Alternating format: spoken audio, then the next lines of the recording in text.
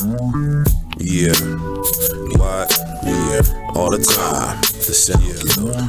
Check this out. We just gonna get straight into this. I ain't gonna waste no time. No time. Yo. Every time I grab a pen and paper, I seem to make the earth spin. Side to side motion, there's no creator. Straight atheist, no matter what your faith be. They stand in line with that cold church mentality. I'm on that, for what I say is what I know is real. Religion created the slave under the God's will. You got the black and brown steady on the killing spree. Created capitalism to do their dirty deeds. Running around acting nice cause you moved into a white neighborhood. Now you think it's all good?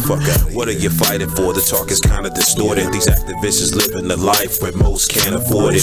Something's wrong with this picture, they got us all the same. Searching for the currency and all that false fame. You will never see the griffin on that whack shit. So as long as I'm alive, I'll stay active. Alright, you guys, welcome.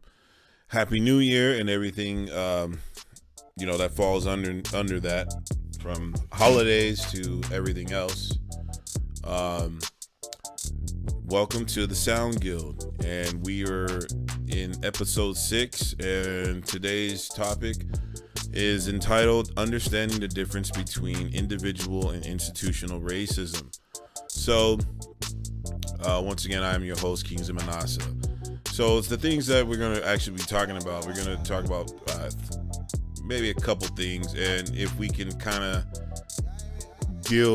stay on the topic, because sometimes when it comes to talking about these things, you can just go off into a tangent and go off to something else that actually pertains to what the topic is. But it's just so much shit sometimes to where you just have to say things on the fly, and then you find yourself not really staying on the course. So if that happens, just giving you guys a heads up. And and then maybe if it's something that I forget, as far as things that I have in my notes that I actually forget to mention, I will just do a follow-up maybe into some short clips and things like that. However, I do like to keep this show probably no longer than 30 minutes or so, because we live in a world in the microwave society where things run very fast, and we, the proletarian, and the fucking workers, we are just strapped with time, and so therefore we don't really have the time to digest and actually allow information to really sit in, for long periods of time. But I do have some time, and therefore I'm take this time to do some research and also share thoughts and ideas, ideology and things like that, and experiences, with others, because this technology actually allows me to, and therefore it makes sense. So, all right, back on the topic. Just like I said, let's not get on the tangents, but here we go. So we're going to be talking about things like, at first, identifying things like racism. And then we're going to talk about how institutional racism creates a nation's ideology. And then we're going to discuss other things as far as how people make comparisons, false comparisons, and trying to identify individual racism and trying to compare it with actual institutional racism. For instance, things when it comes to the judicial system in America, and with court cases, and how sometimes we, the people, view these court cases sometimes as individual matters, rather than looking at them as how the system operates. And then we'll finish it up by actually talking about the lack of understanding capitalism. And with this topic, I will actually put myself, I will, I don't know if I would just, self-humiliation, whatever it is, but I don't really have a problem with that, because, I started out with wanting to do something about the problem amongst, my people, and really having no which way to go. And I realized that I was just confronting individual things based off of things like, hey, this white person, I heard him say nigger, I heard this and that, meaning that these things should be addressed, but it doesn't change the actual overall, atmosphere and understanding and ideology of what goes on. So it's like, you beat up one white guy for saying the N-word, but however, the system still runs to actually incarcerate 10 to 20 more black and brown people. So, you know what I mean? So when you look at those, the way that is, you would sit here and kind of say, wow, I'm fucking wasting my time because I'm not actually addressing the real problem. With that being said, so just to start it off, let's talk about racism. What is racism to you?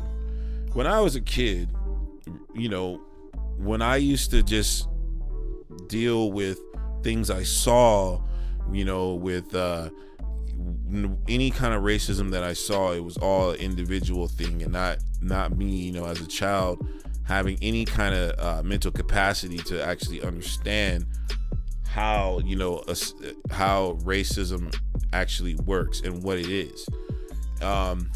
So when I was younger, and even up to like my teens and even young adulthood, I would hear people say things like everybody's racist, and if you didn't know any better, like I didn't know any better, I would sit here and be like, yeah, you're right. Everybody's racist, man. If you are black and you're hanging out with other folks that are not black, you know what I mean, and you calling them your friends, and you would hope that your friends would have an understanding of how this thing works in terms of the system, and not just be addressing individual situations.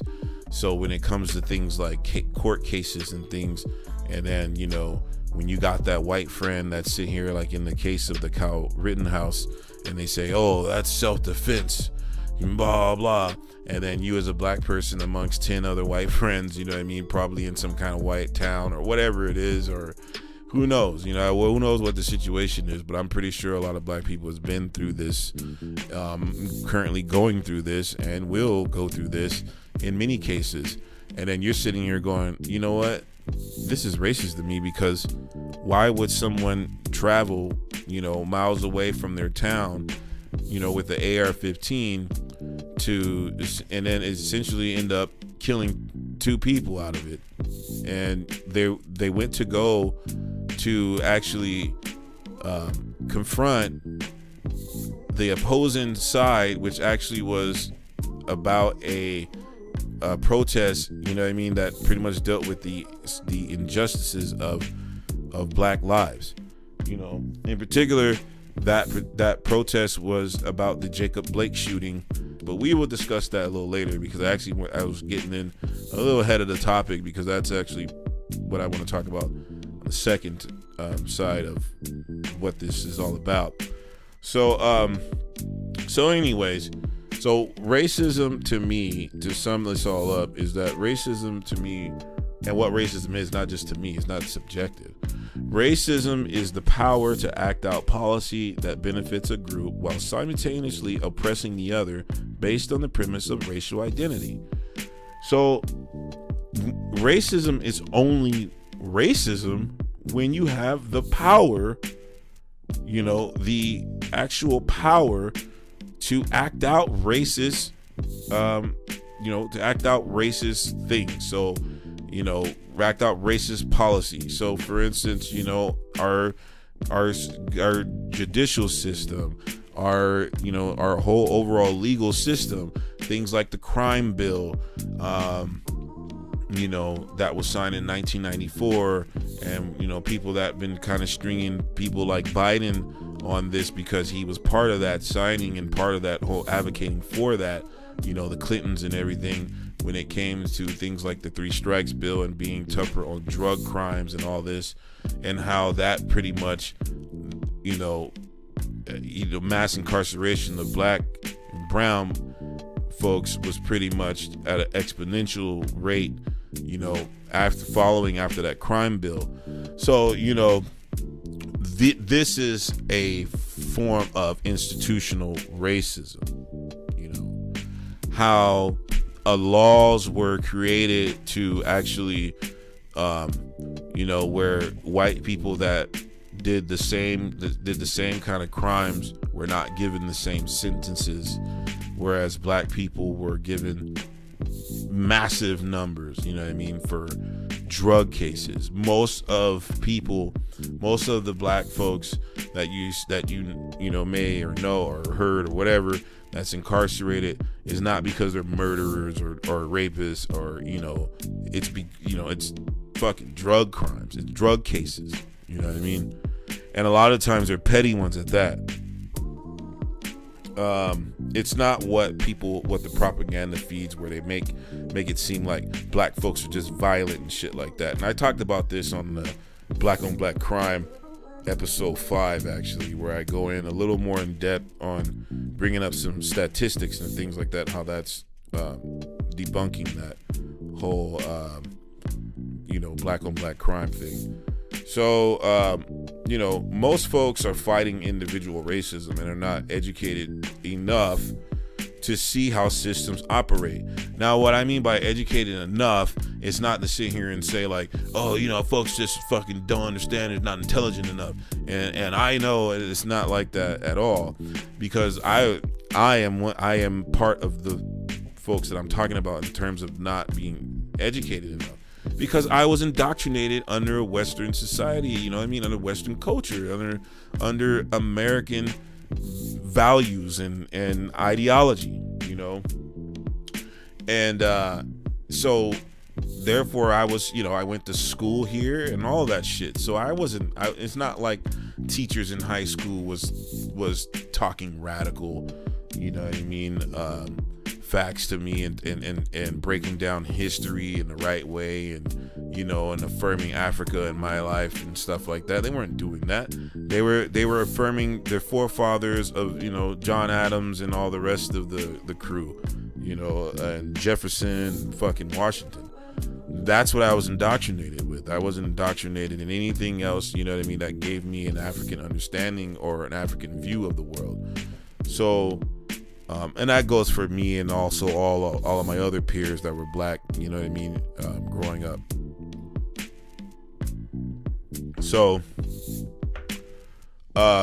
yeah, most folks, like myself, are pretty much fighting individual racism. A lot of the times we single out people based off the things they say or do, but we never really actually tackle the nitty-gritty of getting into how the system is, So individual racism and institutional racism, it's pretty much, it's like, hey, you're gonna always get, because of the way the system's set up through capitalism and and the whole hierarchy of class structure, and you got consumerism and things like that, and pretty much how we are identified as if we are good workers or not good workers in this society.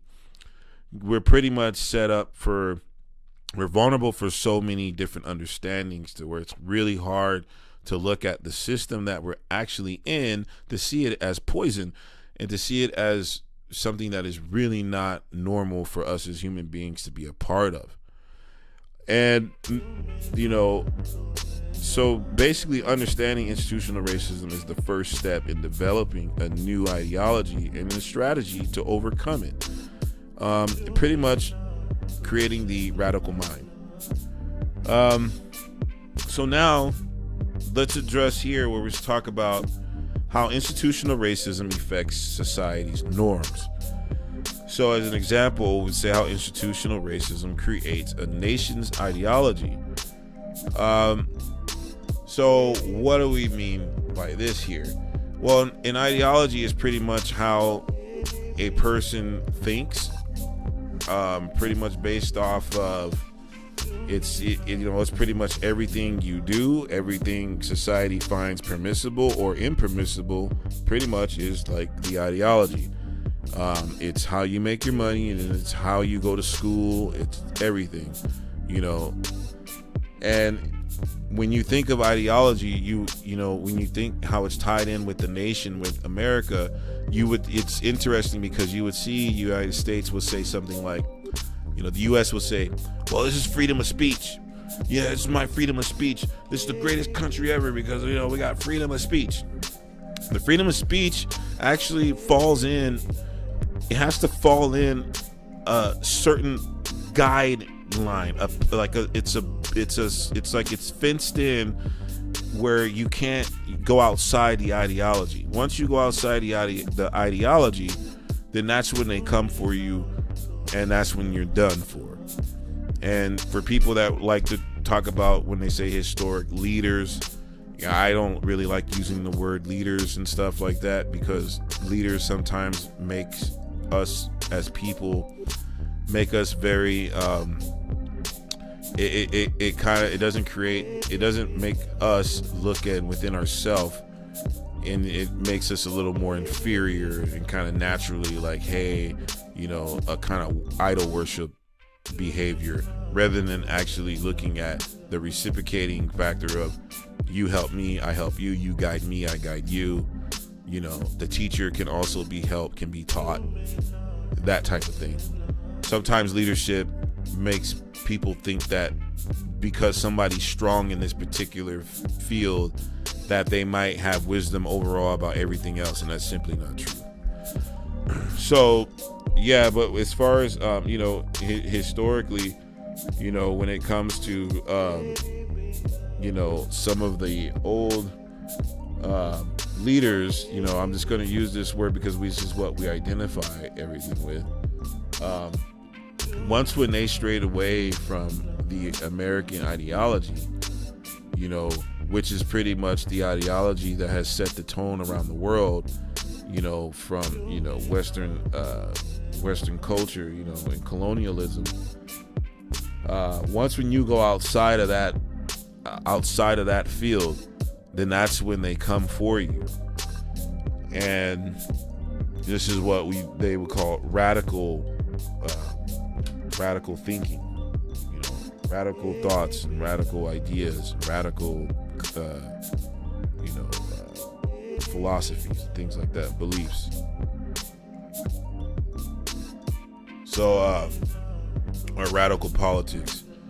So yeah, in terms of creating a nation's ideology, that's simply a way of America. You know, when we say ideology, you know, in many ways you could look at it as a way of having control, you know, over the people. And in order to create a nation, to be able to be on the same wavelength, let's say like America, for instance, when it came time, you know, when it in terms of a Europeans coming to a world, to a land, and then simply looking at the land as, you know, as something that they can just take from the actual the native inhabitants of that land, and then to force them into labor and slavery, you know, to basically extract resources, you know, for their nation state. You know, this is what capitalism is. And for us as people, when we're spoon-fed the history, we don't get a chance to identify that, and therefore we just think of one-on-one violence. We just think of, okay, some crazy white people came here and caused a bunch of shit, and, you know, and as a result of it, some wars maybe were fought, and, you know, now white people are pretty much ruling the world, you know. And if we're not able to understand the systems on how things work, on how things were actually created, and how things, you know, started by constructing things like race, and, you know, and utilizing things like religion as a tool to pretty much, you know, wield something that they would call manifest destiny, by basically saying that God ordained them, as white people, as Europeans, to basically go and conquest over other people's lands and basically force them into, converting to their religion, or else they die by the sword. So, with that being said, when we talk about racism, and then, and institutional racism, and as far as like nations, how institutional racism creates a nation's ideology, that simply comes from the past, the United States past, from religion to, creating white pathology by basically saying that their God has made it possible for them to do the things and act out the atrocities that they have been doing and committing amongst people around the world, and how they set it up in a way to where people of today don't want to take the time to understand how this came about, and therefore we look at things and say, well, everybody's racist. The endless amount, the countless fucking black bodies that have been killed, that we know of on camera and things like that. Not the ones that are not on camera, because that can be in who knows what numbers. But the ones that we know of on camera, documented, within this new era in time. And then we see how the majority of the white officers that have done it, that have killed these black people, women, men, children, and to see how they walk free, without a scratch on their record, without any harm. And in many cases, they're glorified by the things they do. So, this is what we would call institutional racism, as well as that's a little bit of what we would call cultural racism as well. How institutional racism actually trickles into cultural racism, which is actually why we would like to bring up the topic that recently happened amongst the Kyle Rittenhouse case. And why do I bring this case up now, even though it's been maybe months since the verdict? And I bring this case up because I think this is a prime example of how ideology, and institutional racism works. And I bring it up too because there's been a lot of comments lately about certain people, I've seen around, social media and other platforms where people are, I've heard these arguments where, people are saying, well, it's self-defense. Some people are saying things like, they try to compare how, because right now, with Rittenhouse, white people, particularly like conservatives in office, have done things like even offered him seats, like have offered him pretty much, some type of internships and things like that in their offices. In particular, Matt Getz from Florida, he offered an internship in his office, for Rittenhouse. And so when you think of that, how politicians themselves can literally go and praise a young kid for taking his AR-15 and drive across from Illinois to Kenosha, Wisconsin, and then basically during this whole period that he's there, somehow 2 people were shot and killed, and 3 people were shot, 2 people were killed, and basically no one never questioned the whole mindset of, hey, why did this young kid at 17 years old grab a AR-15, drive to another area, and basically to help protect property at a protest that pretty much a protest that is about the social injustices of black lives, you know what I mean, from the harassment and aggression, you know, and you know, and all the negative fucking all the negativity and all that shit, you know, from the police force. And no one ever questioned that. And for some reason, the kid walks free. Now, there's a lot of technicalities that, you know, that lawyers and shit like that will talk about. And realistically, when you break that shit down, that's all bullshit.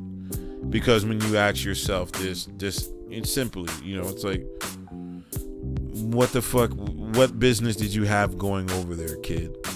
You know, with a gun, going to a protest, you know what I mean, that people are saying it's a Black Lives Matter protest, but really it's a protest, you know, pretty much, you know, protesting and confronting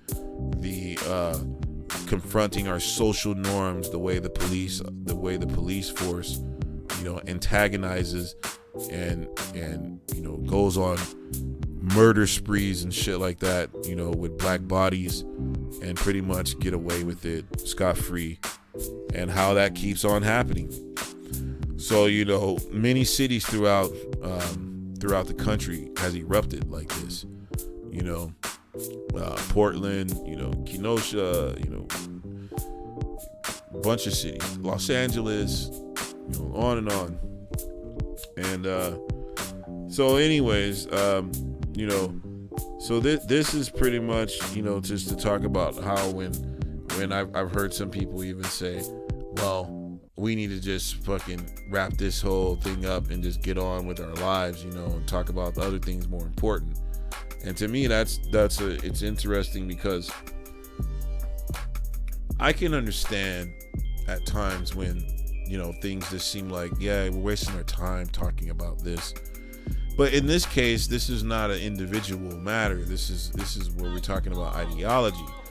So, you know, Rittenhouse stood for the American values, which is the nation's ideology. You know, it's live and die by the gun.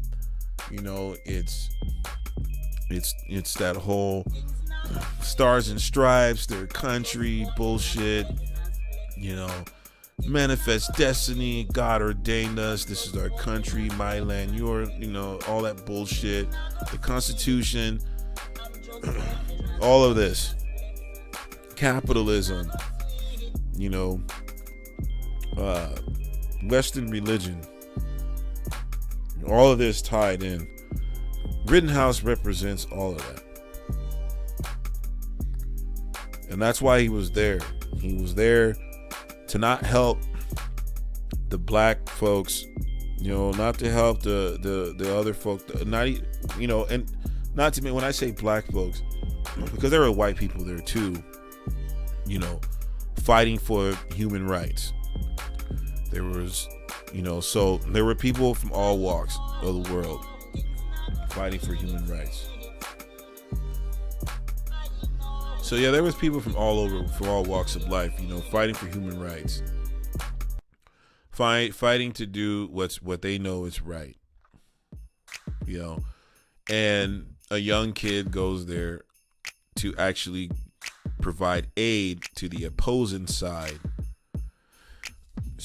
Yeah, so that alone should tell you exactly what, you know, where his mind is at and where his thought process is. So why is that important? It's important because he got off simply because the judge, like Judge Schroeder, you know, he had a history of leaning pro defense, and he got Rittenhouse to randomly select the jurors himself. And he pretty much had these back and forth exchanges, with the prosecution. And he pretty much wanted to emphasize that the people that got killed there, that they weren't victims, and he wanted to make it sure that these are fucking these are protesters. These are bad folks. Like they weren't in there for good intentions. Why they were there to fight for human rights. Because if I sit here and just be like, oh, they're there to fight for black folks, in this society, that don't cut it, because we live in a society of anti-blackness. We're not even seen as human beings. But there at the protest, people that were not just black, they were there for the right reasons, to fight for human rights. Because folks are getting killed by the police legally,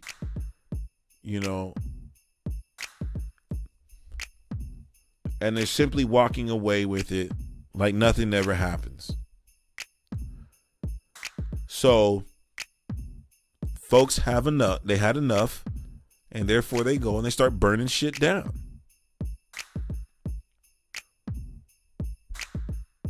It doesn't even really matter if you don't like that buildings are being burned down, because you're ignoring exactly what happened and what caused that type of destruction, or what would say that type of response, better yet, because the destruction was already created, that ended in the result of buildings being burnt down, and therefore someone like Rittenhouse decides to go and grab his gun and to go and protect the ideology. And when he says, oh, he's here to protect some person's property, well, that was the whole root of where the police force came from. Protecting rich white folks' property.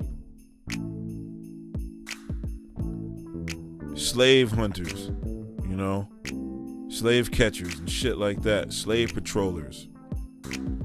Protecting rich white people's property. So when the case of the Rittenhouse case actually, when the verdict came in, when the decision came in and he was acquitted, you can clearly see how, certain white folks, how the racist folks were so happy to put this kid on a pedestal and, and to glorify him and to make them their poster child. These type of things is where the ideology comes in, where this institutional racism, where it lies, not the individual. I mean, it doesn't matter if you saw Rittenhouse, drop the N-word or not. And that's what happened, is that, because race was thrown out there so fast, and because there wasn't anything blatant that people can sit here and say that Rittenhouse did this or said this, therefore, they couldn't go any further. They couldn't go any farther than what happened with the situation, and therefore they went into the self-defense, because what Rittenhouse stood for, because what he stood for. If Rittenhouse was there with the AR-15 and he was in favor of the Black Lives Matter protesters, this would be a whole different case. And Rittenhouse probably wouldn't even see no sunshine. He would probably even be charged as a full adult and be sent away. Goodbye. And this is where I like to bring up the whole thing with ideology, because it's like we tend to just not really focus on this stuff, when it comes to ideology. Like, let's take the January 6th situation when the crazies stormed the Capitol building. And we as people are sitting here debating, and we say things like, oh, yeah, if that was a bunch of black folks, they would have been, shot dead right then and there. Yeah, you're right. But I tell you this, if there was some white folks there that believe what I believe when it comes to human rights, when it comes to capitalism and anti-blackness, if there were some white folks there talking about that and storming the Capitol building, more than likely they're going to get the same treatment that I would. And, whether if you're going to say, well, I don't know if that's true or not, I don't, this has been proven throughout history, of this country. If you just, dig a little further, you would see certain things within the working class, how certain old unions, with white and black people got gunned down, historically killed, for going against ideology, the nation's ideology, when it came to the working class. There's been, history on these type of things, and this is not to say that, that white people are unequal to the struggles, because they themselves know they're not. But I feel that they themselves know what it's like to be a human being, and know when things are wrong and when things are right, and simply just want to stand up for things that are right, when it comes to being human in this world, so that's what I like to believe.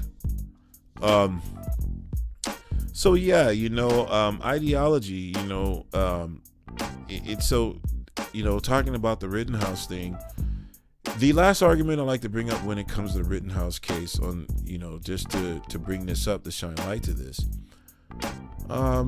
I've been hearing a few people make these comparisons, saying about how because right now, how you got racist white people running around, on both the Democratic side and Republican side, bigging this kid up, and praising him. And, the counter argument to this was, well, back in the day, black folks celebrated O.J. Simpson, and we know that was pretty much like he got off on that one. Like, he got away with a murder on that one. Black folks still celebrated him. So I like to talk about this. What happens sometimes with not understanding systems, again, institutional racism, when you don't really have a full understanding of it, and I'm not claiming to be an expert on this, but when things happen, though, in this world, I always go first to what's going on in the establishment. When people try to say, hey man, why you always gotta play the race card? Everything is about fucking race. What do you mean? This whole existence is predicated on race, class, structure, slavery, genocide, all the worst. So how can nothing not have race involved in it? Every single thing, regardless if you try to say it's not. So,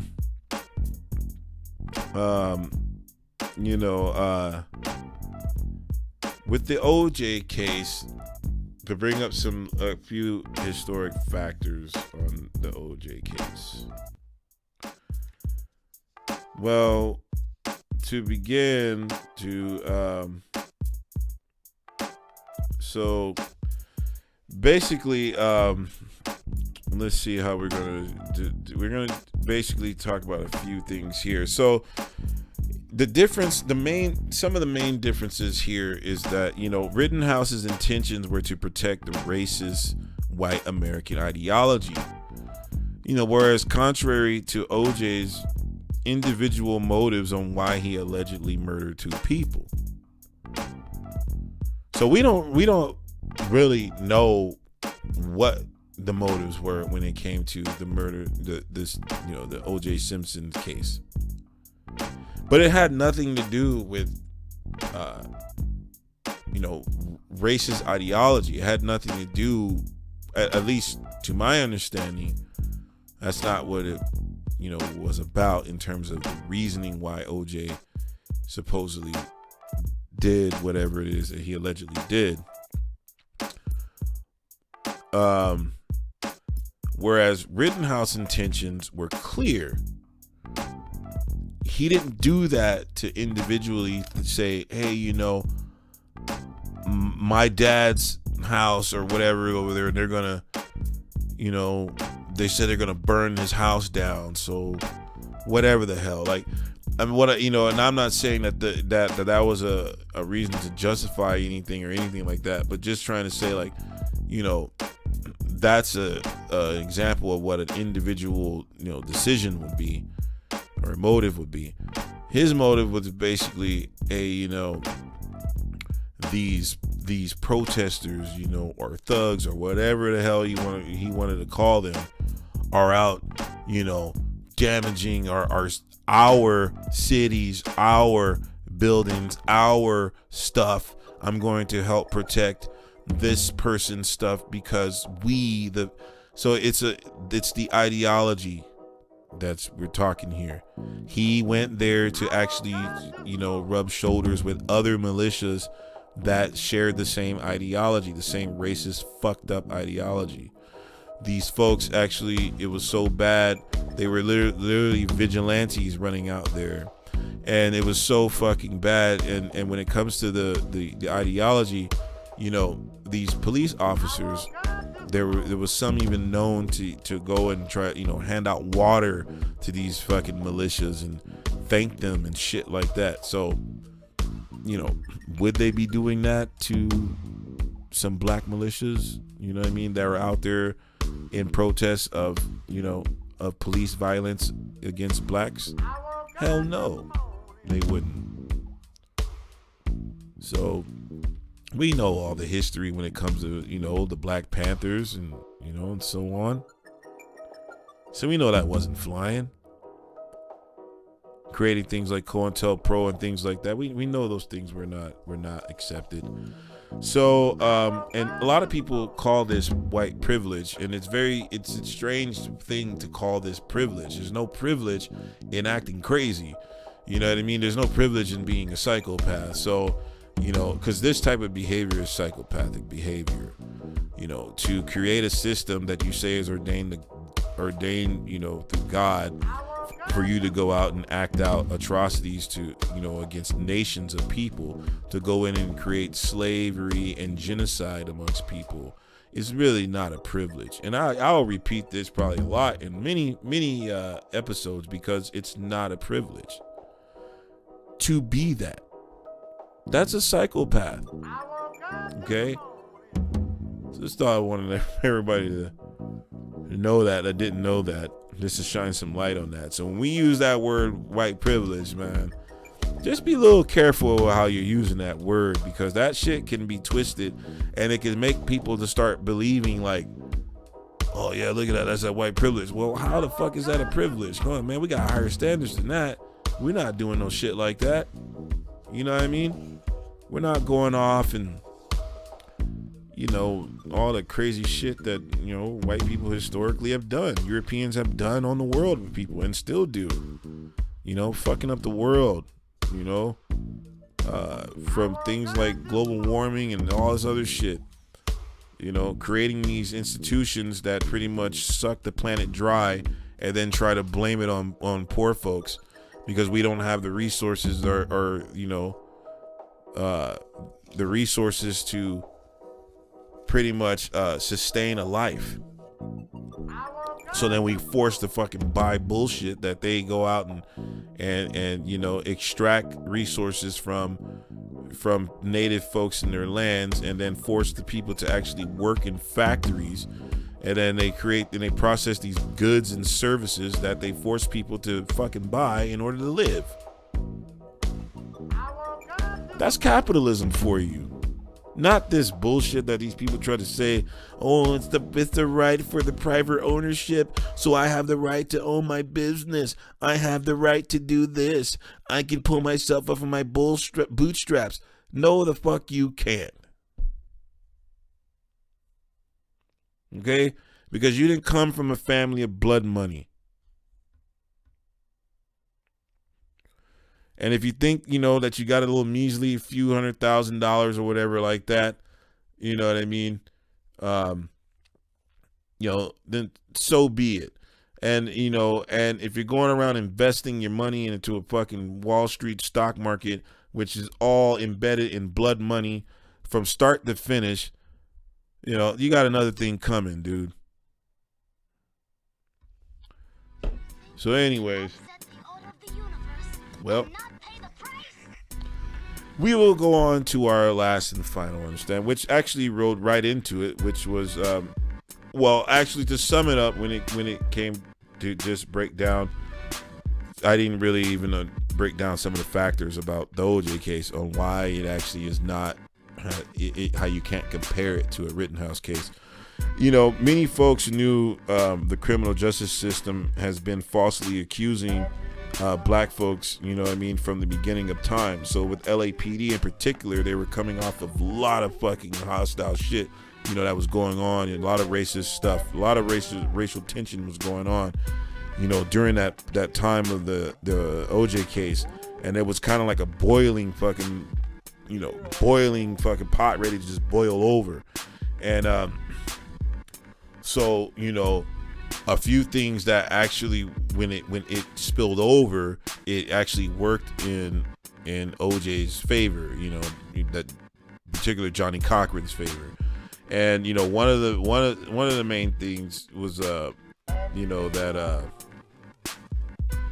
this case was a buildup of racial injustices waiting to explode. So racist detective Mark Furman, he was exposed as a racist, pretty much, thus leaving the possibilities for tampered evidence and skepticism throughout the case.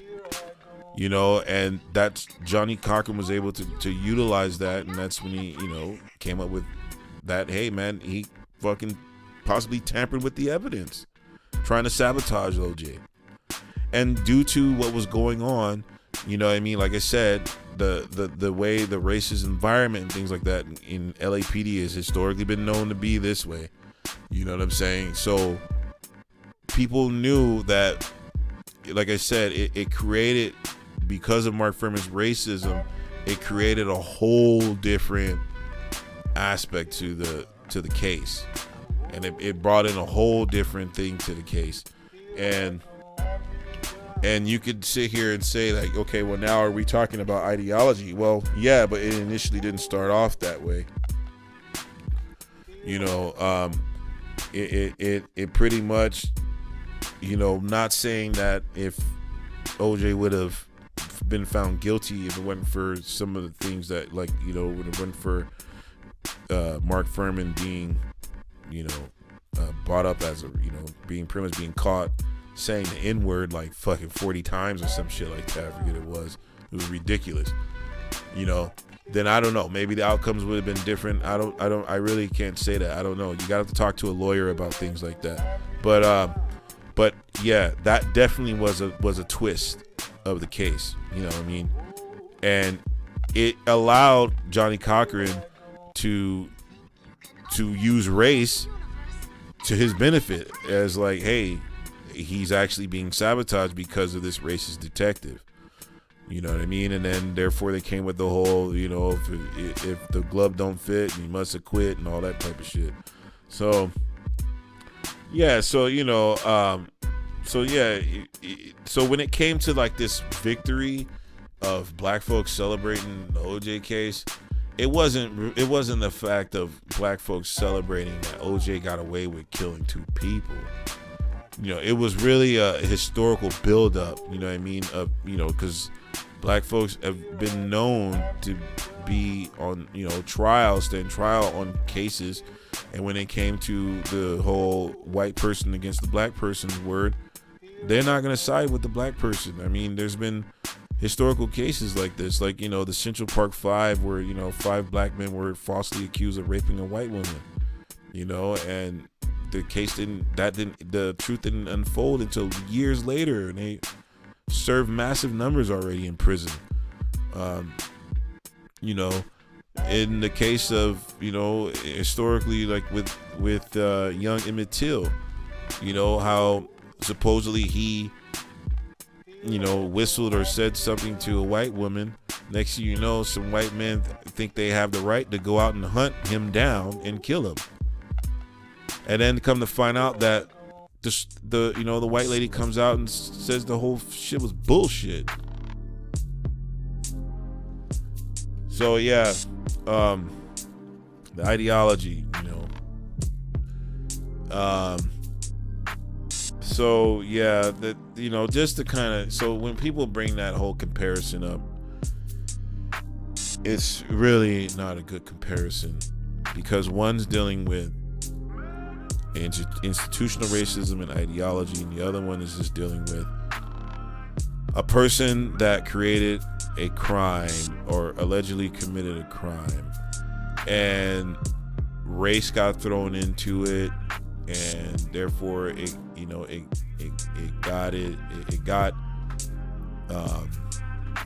got utilized in a way to where it backfired. You know what I mean?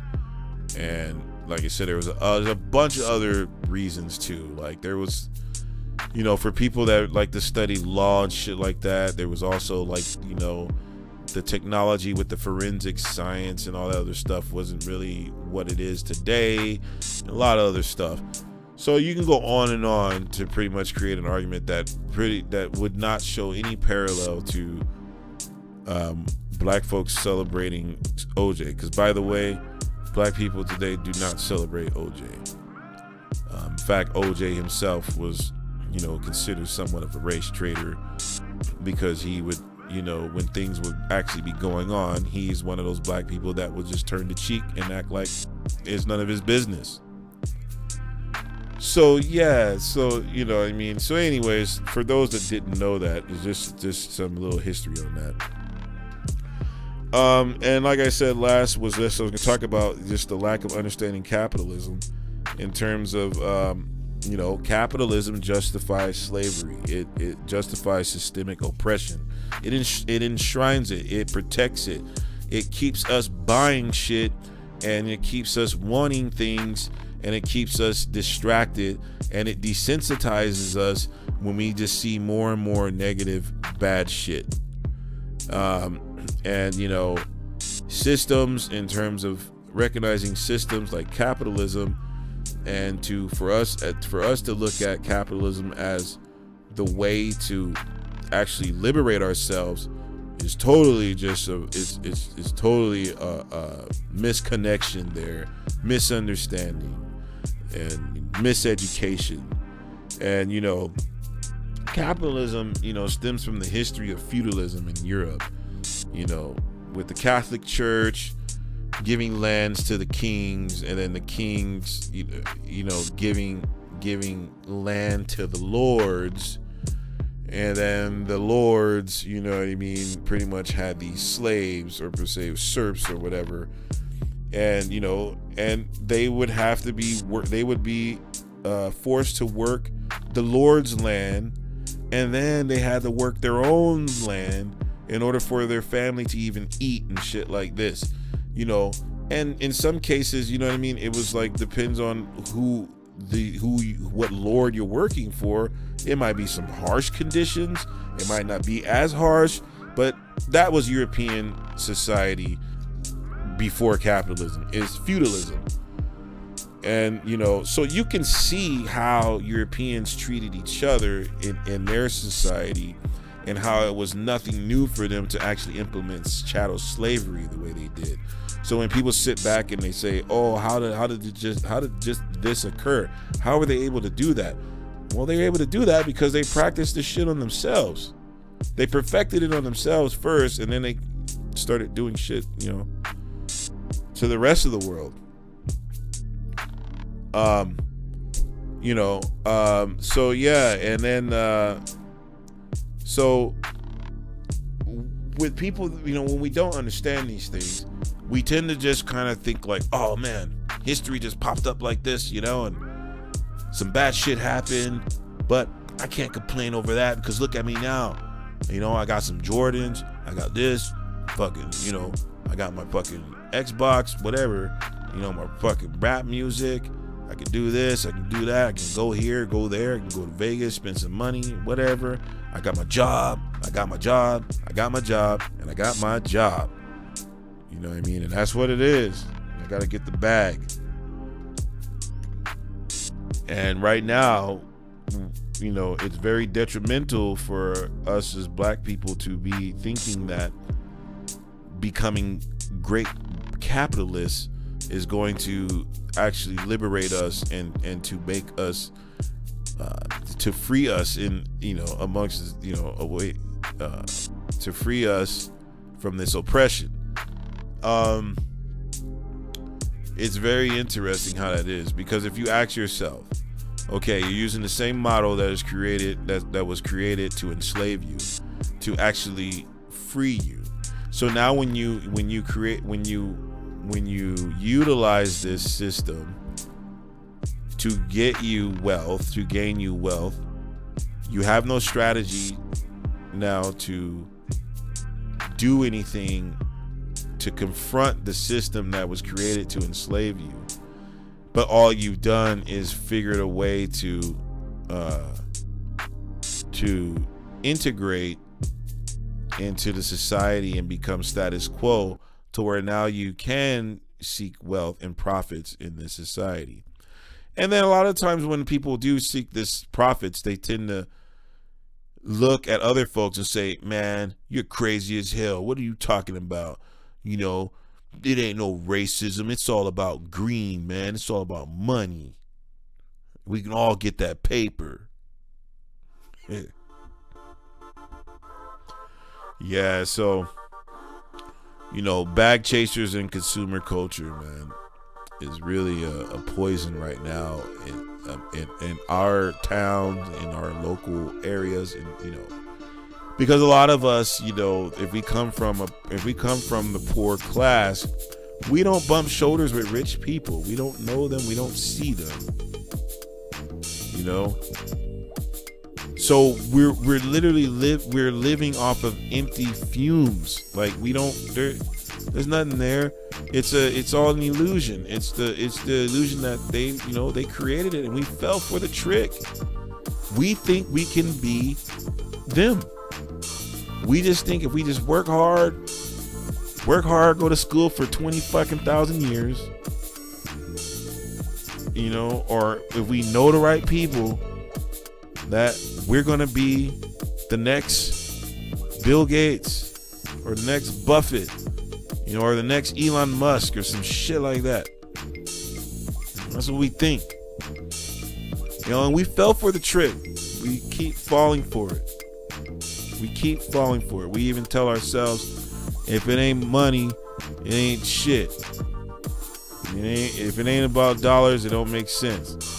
I actually like that song by DJ Quick, but you know what I'm saying. Yo, so anyways,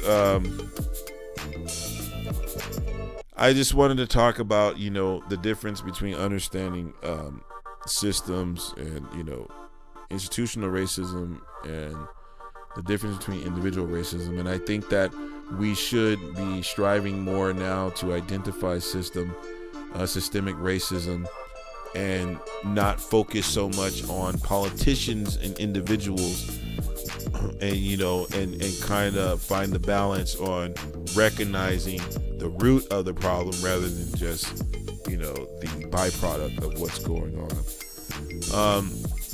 However, I do like to mention, I was talking to one of my friends, you know what I mean, and he brought up something important. He said, you know, it actually is good to expose these individuals to kind of talk about the systematic problem, and that is important, and I agree with that. But if you get caught up in just these Karens and shit like that, dude, you know, you got to go a little further, a little deeper to understand why the fuck are these Karens acting like this? Why? What is that ideology about? You know, don't just sum it up as this crazy ass white woman. No, why is that white woman crazy like that? Why does she walk around feeling entitled like that? Or why is he feeling entitled like that? Why does she go and call the cops on somebody that's just barbecuing in a fucking park? You know, and if you sum it up, it's just, she's crazy. You know, we got to go further than that, because there's so many more of those people that are like that. And if all we're going to say is that they're all crazy, yeah, you're right, but we got to get to the root of it though. Why the fuck are they crazy like that? Why do they think like that? So, anyways, with that being said, just, you know, I think that's about it for today, for today's topic and discussion. You know,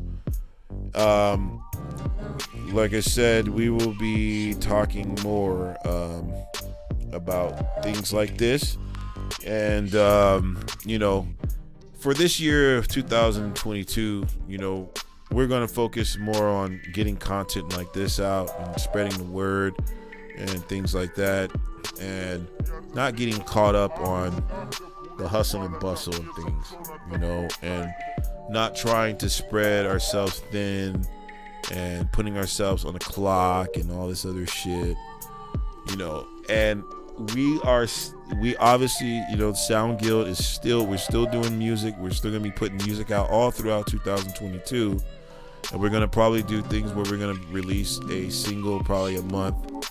And then as far as the podcast is going, we're going to start doing these podcasts at least once a week, and then we'll follow it up with maybe some live sessions and things like that. But for this 2022, we're going to stay on the consistency, and we're going to be giving this podcast weekly. So for you guys out there, please stay tuned, and if you like to comment and share, I gladly appreciate it. And you know, whether if it's negative or positive, me personally, I don't give, you know, if it's positive, I hear you. If it's negative and it's not productive or constructive or anything like that, I don't give a fuck. Straight up. So we just gotta keep it moving. So yeah, with that being said, you guys, everybody, peace, love, and strength. And like I said, look out for the next episode. Be sure to contact me, you know what I mean, if there's any questions or any other like insight that you'd like to add or anything of that nature. And this, once again, this is the Sound Guild, and we're discussing music and anti-racism, and that's what we're talking about, you guys. And today was where we're talking about the difference between identifying individual racism and institutional racism. And you guys, take it easy. And once again, this is Kings of Manasa signing out. You guys take and have a good one. All right then, peace. Who them father tap me some son of that most